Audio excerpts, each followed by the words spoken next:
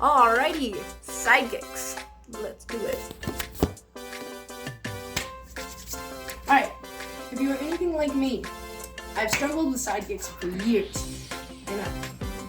Sidekicks are supposed to be the strongest kick in Taekwondo, and yet I always struggled to get power, reach. It wasn't my best kick, and I felt I wanted to improve on it more. Also, why is my knee hurting? It was getting a little frustrating, so I've been practicing on it, I've been experimenting. I found a way that works for me a little bit better, and I wanted to share it with y'all. So if you found you can't really get that power that you want out of your sidekick or reach, or you're causing injury, your knee is twerking quite often, check it out, and I hope I can help. Okay, so I know you've normally told to point your foot, your standing foot, in the opposite direction of the target that you're kicking. We know that. But today I want to focus on pointing the knee on your standing leg directly away from it. Oftentimes when we go to kick, we kick kind of around and we torque our knee to the side instead of going straight, right? Our foot wants to pivot on that straight axis. It's a natural movement. So, a little exercise. Stand on that standing leg, swing back and forth, imagine like you're doing a back kick. Just back and forth, okay? That's gonna be your motion. I'm gonna turn this way so you can see my full hip and shoulder alignment, and we're gonna cover a common mistake that I see a lot, I've done a lot. It's called piking, and we lose power on it. We cheat on our kick, it's often to get more height, and we don't wanna do it. For this exercise, because I want you to work on the technique and this new movement that our body is doing, I don't want you to have to worry about your balance. So grab something if you can, there's something nearby, point your knee, okay? And you're gonna lift straight, just like the exercise we did before, up and down. Then as you pivot, you don't have to worry about balance now, bend your knee if you're unsure if you're pivoting it correctly in the straight line. You're gonna rotate to make that nice straight line.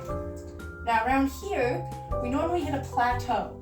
We feel we can't get higher unless we do something like this. That's a pike. My hip is now back. It is not forward in that straight position. It's back. Okay, we do not want to pike.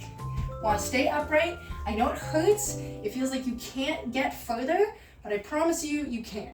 So imagine if you were trying to break a board with a sidekick, like this, with just your leg and your knee, right? Versus,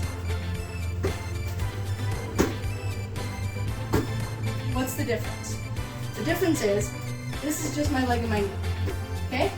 If I bring it back, and I work on lifting my hip first, and driving that in, my hip and leg are all aligned. You're getting way more power for your kick. So recap. 1, point your knee. 2, no piking, please. We lose a lot of power, as well as reach. We may get height, but I promise with a little long-term work, you're gonna work on pulsing and stretching those muscles. When you reach that plateau, okay, I know it's tough, but pulse, little pulses while making sure that your knee is pointing straight on the opposite direction, little pulses, and you will slowly get your higher kick. And a little reminder, although the exercise we are doing kind of looks like a back kick, okay, you are going to eventually rotate to turn it into a side kick. But make sure that your knee is still pointing that way and not turning out to the side, okay? So keep playing and practicing with your leg lifts straight out until you feel more comfortable with that muscle category and your knee is not tearing out to the side but going straight forward. Okay, and once you reach that plateau, do several pulses, try to work that leg strength. Okay, all the while paying attention to your knee.